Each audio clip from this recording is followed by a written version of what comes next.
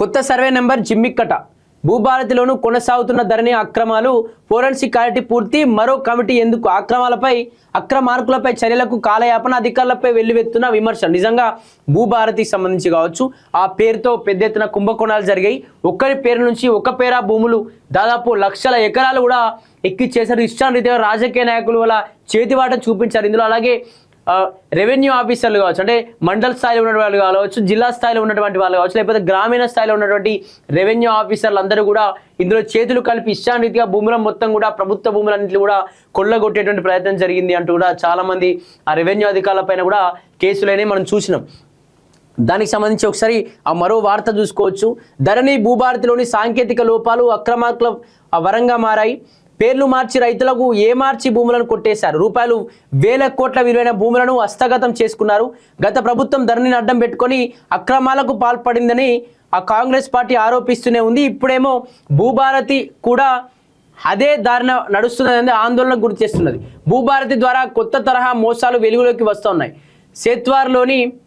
శ్వేత్వార్లోని లేని సర్వే నెంబర్ను ఎంట్రీ చేసేందుకు సాఫ్ట్వేర్ సహకరిస్తుందన్నదని అసైన్డ్ భూములను పట్టా భూములుగా మార్చేస్తున్నారు ఏ హక్కులు లేకపోయినా రికార్డులోకి ఎక్కించి మరొకరికి అమ్మేసి జులుం చేస్తున్నారట అక్రమార్కులను విచారించకుండా ఏళ్లు గడిపేస్తున్న ప్రభుత్వం ఇప్పుడు మరో స్పెషల్ ఎంక్వైరీ టీంని ఏర్పాటు చేస్తామని కాలయాపన చేస్తున్నదట అది ఐపీఎస్ అధికారి నేతృత్వంలో పనిచేస్తుందని కొందరు లీక్ ఇచ్చారు రెవెన్యూ సంబంధిత అంశాలను తేల్చేందుకు ఎలాంటి వారు అవసరమో గుర్తించకుండానే విచారణ చేయించడం ద్వారా ఏ మేరకు స్పష్టత వస్తుందోనన్న చర్చ అధికార వర్గాల్లో నడుస్తున్నదట ఇప్పటికే ఫోరెన్సిక్ ఆడిట్ పూర్తయిందని ప్రకటించారు ఆ నివేదిక ఆధారంగా చర్యలు తీసుకోకుండానే మరో టీం ఇచ్చే నివేదిక కోసం ఎదురు చూసే ధరణి పట్ల విమర్శలు వస్తున్నాయని ప్రభుత్వ పెద్దలు గుర్తించడం లేదని రెవెన్యూ నిపుణులు అభిప్రాయపడుతున్నారట ఏదైతే దీనికి సంబంధించి ఇంతకుముందే బీఆర్ఎస్ హయాంలో కావచ్చు లేకపోతే టీఆర్ఎస్ హయాంలో కేసీఆర్ గారు ముఖ్యమంత్రిగా ఉన్నప్పుడు ధరణి పేరుతో లక్షల కోట్ల విలువ చేసేటువంటి భూములను కూడా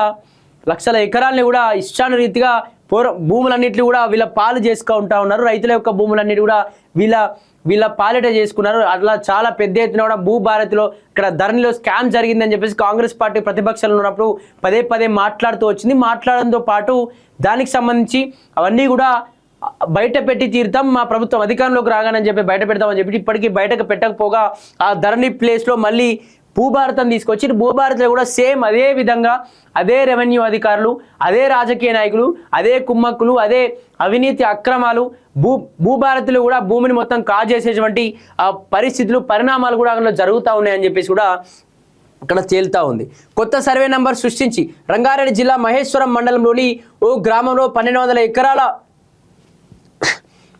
ఎకరాల బిలా దాఖల భూములను ఏనాడో టీజీఐఐసికి కేటాయించగా ఇక్కడ ఇండస్ట్రియల్ పార్క్ ఏర్పాటు చేశారు అయితే కొంత విస్తీర్ణం ఖాళీగా ఉన్నది బిలాదాకల భూముల్లో కొనసాగిన వారికి పట్టాలు రాలేదు ఆఖరికి భూ రికార్డుల ప్రక్షాళన కూడా ఆ సమయంలో వారికి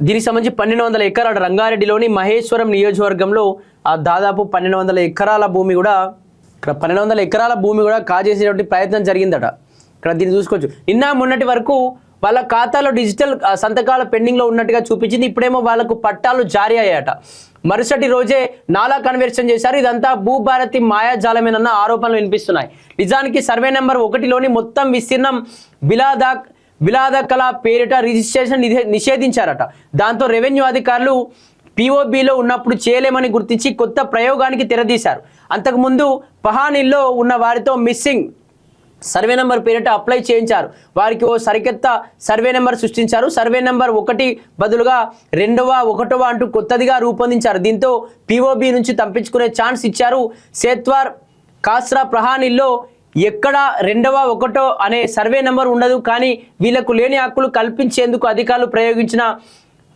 ఐడియా వర్కౌట్ అవుతా ఉందట ఎకరం రూపాయలు 10 కోట్ల విలువ చేసే స్థలాన్ని రాసిచ్చేస్తున్నారు 1, 2 కాదు పెద్ద ఎత్తున ఇదంతా నడుస్తోందని స్థానికులు ఆరోపిస్తున్నారు ఇది తహసీల్దార్ ఆర్డీఓ కలెక్టర్ సిసిఎల్ఏ ఏ ఆఫీస్ నుంచి నడిచిందో అంతు చిక్కని కొత్త ప్రయోగమని స్థానికుల్లో చర్చనీయాంశంగా మారిందట సిసిఎల్ఏ నుంచే పాస్బుక్లు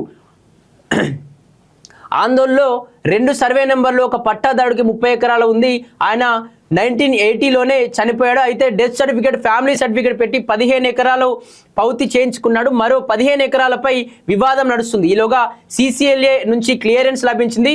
బ్యాక్ ఎండ్లో ఏం జరిగిందో ఏమో తెలియదు. కింది స్థాయి అధికారులకు సిబ్బంది ప్రమేయం లేకుండానే పట్టాదారు పాస్బుక్ జారీ అయింది.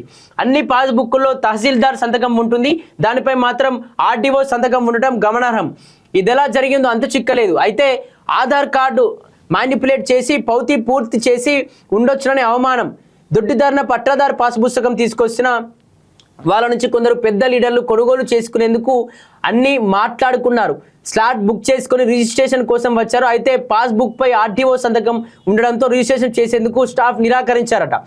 ఆ స్లాట్ బుక్ అయినప్పుడు చేయాల్సిందేనంటూ లీడర్లు అధికారులను ఫోన్ చేసి బెదిరించిన సందర్భాలు కూడా ఉన్నాయి. అయితే ఈ విషయం తెలిసి చేయడం అసాధ్యమని తెగేసి చెప్పారు. సకాలంలో గుర్తించడం ద్వారా రిజిస్ట్రేషన్ ప్రక్రియ నిలిపివేయగలిగారు. వెంటనే కలెక్టర్కి రిపోర్ట్ పంపిస్తే ప్రస్తుతానికి బ్లాక్ చేశారు. కానీ CCLA కార్యాలయం నుంచి బ్లాక్ ఎండ్లో జారీ చేసిన పాస్బుక్ RDO సంతకం పైన ఎలాంటి విచారణ లేకుండా సందిగ్ధంలో పడేశారట. ఇక్కడ ఎకరం ల్యాండ్ రూపాయలు 20 లక్షల విలువ చేసేది, రూపాయలు 5 లక్షలకే లీడర్లు కొట్టేసేందుకు వ్యూహరచన చేశారని ఆరోపణలు ఉన్నాయి. ఈ విషయంలో చాలా పెద్దగా భూస్వాములుగా ఉన్నారని ఆరోపణలు ఉన్నాయి. రిజిస్ట్రేషన్ చేయకపోతే అంత చూస్తామంటూ బెదిరించిన సందర్భాలు కూడా ఉన్నాయట. రిజిస్ట్రేషన్ చేయకపోతే ఇక్కడ రెవెన్యూ ఆఫీసర్లను కూడా మీ అంత చూస్తామంటూ రాజకీయ నాయకులు బెదిరిస్తున్నారట. మీరేం చేయగలుగుతారో చూద్దామని చెప్పేసి దాదాపు 20 లక్షల విలువ చేసేటువంటి ఆ భూములను ఓన్లీ 5 లక్షలకే ఇక్కడ వాళ్ళ యొక్క పేరును ఎక్కించుకునేటువంటి ప్రయత్నాలు జరుగుతున్నాయట. సర్కార్ భూమికి పట్టా సంగుపేటలో 10.30 ఎకరాల ప్రభుత్వ భూమికి పట్టా జారీ అయింది. అది ఎలా చోటు చేసుకున్నదో భూభారతి నిర్వాహకులు CCLA అధికారులే తెలియాలి. దీన్ని చేతులు మార్చేందుకు విశ్వ ప్రయత్నాలు చేశారు. దీనిపై 2 మంత్రులు, 1 MP కూడా అధికారులకు ఫోన్ చేశారన్న ఆరోపణలు ఉన్నాయి. అది అసైన్డ్ ల్యాండ్ అని పక్కాగా ఉంది. అయితే పట్టా ఎలా చేశారనేది కింది స్థాయి అధికారులు ఎవరికి అంతు చిక్కడం లేదు. ఈ ఫోన్లకు బెదిరిపోయే ఆ ల్యాండ్ని ప్రస్తుతానికి బ్లాక్ చేయించారు. కలెక్టర్కు లేఖ రాశారు. అటు నుంచి CCLA దాకా కరెస్పాండెంట్స్ నడిస్తే గానీ నిషేధిత జాబితాలో చేరలేదు. అయితే ఇప్పటికీ అసైన్ ల్యాండ్గా ఉన్న విస్తీర్ణం పట్టాగా ఎవరు ఎక్కడ మార్చారనే విషయం తెలిసలేదట. అయితే ఈ భూమిలోనైతే దాదాపు 2 స్వయంగా మంత్రులట, 1 MP డైరెక్ట్గా ఫోన్ చేసినట్టు రెవెన్యూ వాళ్ళకి ఫోన్ చేసినటువంటి ఆరోపణలు కూడా వినిపిస్తూ ఉన్నాయట.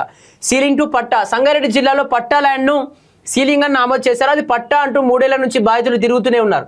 3.5 ఏళ్ల నుంచే ఫైల్ కిందికి పైకి సర్క్యులేట్ అవుతూనే ఉంది. 2 సంవత్సరాలు రిజెక్ట్, మళ్ళీ అప్లై చేయడం, తిరగడం ఇదే బాధితుడి పని అయింది. అధికారులు ఎవరు కనికరించడం లేదు. అది సీలింగ్ కాదని ఆ తహసీల్దార్ నుంచి కలెక్టర్ దాకా తెలుసు. ఆఖరికి సీలింగ్ కాదు పట్టా అని అంగీకరించారు. అయితే ఇప్పుడు మళ్ళీ రిజెక్ట్ చేశారు. ఇప్పటి పహానికి మధ్య పేరుతో 1 అక్షరం తేడా ఉంది. ఈ కారణంలో రిజెక్ట్ చేశారని తెలిసింది. 3-4 రోజులు బాధితుడి పక్షాన రిపోర్ట్ పంపినా పని కాకపోవడంతో కింది స్థాయి సిబ్బంది ఏం చెప్పాలో తెలియలేక అయోమయానికి గురవుతున్నారట. మరో మండలంలోని ఓ మహిళ 2.5 ఎకరాల భూమి ఉంది. ఆమె పిల్లలు లేరు. ఆమె మేనల్లకు రాసిచ్చింది. అయితే మ్యూటేషన్ కాలేదు. భూ రికార్డుల ప్రశ్నలతో వేరే వాళ్ళ పేరిట పొరపాటుగా నమోదైంది. వాళ్ళు వేరే వాళ్ళకు అమ్మేశారు. వీళ్ళు తమ ల్యాండ్ అంటూ రెవెన్యూ అధికారుల చుట్టూ తిరుగుతున్నారు. ఈ గందరగోళం మధ్య కోర్టు ఆర్డర్ వచ్చింది. ఇప్పుడు కొనుగోలు చేసిన వారి పేర్లే కొనసాగించాల్సి వచ్చింది. డెలిటేషన్కి రాయాలా లేకపోతే వద్దా అనే సందేశాలు రెవెన్యూ అధికారులు భయపడుతున్నారట. నిజానికి అక్రమార్కులే రికార్డులో ఉన్నారన్న విషయంపై అందరికీ తెలుసు. కానీ ఏ నిర్ణయం తీసుకోవాలనేది కాలయాపన చేస్తున్నారట. నిజంగా భూభారతి అయితే ధరణిలో ఇటువంటి ఇబ్బందులు జరుగుతున్నాయి. పేదల భూమిని మొత్తం రాజకీయ నాయకులు తక్కువ అంటే దాదాపు కొన్ని లక్షల కోట్ల విలువ చేసేటువంటి భూములను ఓన్లీ ఆ లక్షలకు దాదాపు కొన్ని అంటే 2 లక్షలకు 5 లక్షలకు 10 కోట్ల రూపాయలు విలువ చేసే భూమిని 5 లక్షలకు 10 లక్షలకు కావాలని తక్కువ రేటుతో వాళ్ళని ప్రలోభాలకి గురి చేసి, వాళ్ళని ఇబ్బందులకు గురి చేసి, బెదిరింపులకు గురి చేసి, రెవెన్యూ డిపార్ట్మెంట్ కావచ్చు, ప్రజల్ని కావచ్చు ఇబ్బందులకు గురి చేసి వాళ్ళ పేరిట ఎక్కించుకుంటా ఉన్నారు. పహానీలు కావచ్చు, అన్నటువంటి సర్వే నెంబర్లు పేరు కూడా మార్చేస్తూ ఉన్నారు. ఇలా వాళ్ళ యొక్క భూముల్ని వీళ్ళ పేరిట ఎక్కించకపోతే కూడా వాళ్ళని బెదిరింపులకు గురి చేస్తారని మేము అంతా చూస్తాం. మా పార్టీ అధికారంలో ఉంది అంటూ కూడా కొందరు 2 మంత్రులు కావచ్చు, అలాగే కొందరు ఎంపీలు కూడా డైరెక్ట్గా ఇన్వాల్వ్ అయ్యారంటూ కూడా రకరకాల ఆరోపణలు వినిపిస్తారు. నిజంగా ఇక్కడ మనం చదివిన దాంట్లో దాదాపు 5-6 సంఘటనలు ఉన్నాయి. అంటే తెలిసిన 5-6 సంఘటనలు అంటే ఈ రాష్ట్ర వ్యాప్తంగా ఇంకెన్ని జరుగుతున్నాయి భూభారతులు అని చెప్పేసి మనం అర్థం చేసుకోవాలి. ఖచ్చితంగా దీనికి సంబంధించి కాంగ్రెస్ పార్టీ పూర్తిగా కఠినమైన చర్యలు తీసుకురావాలి.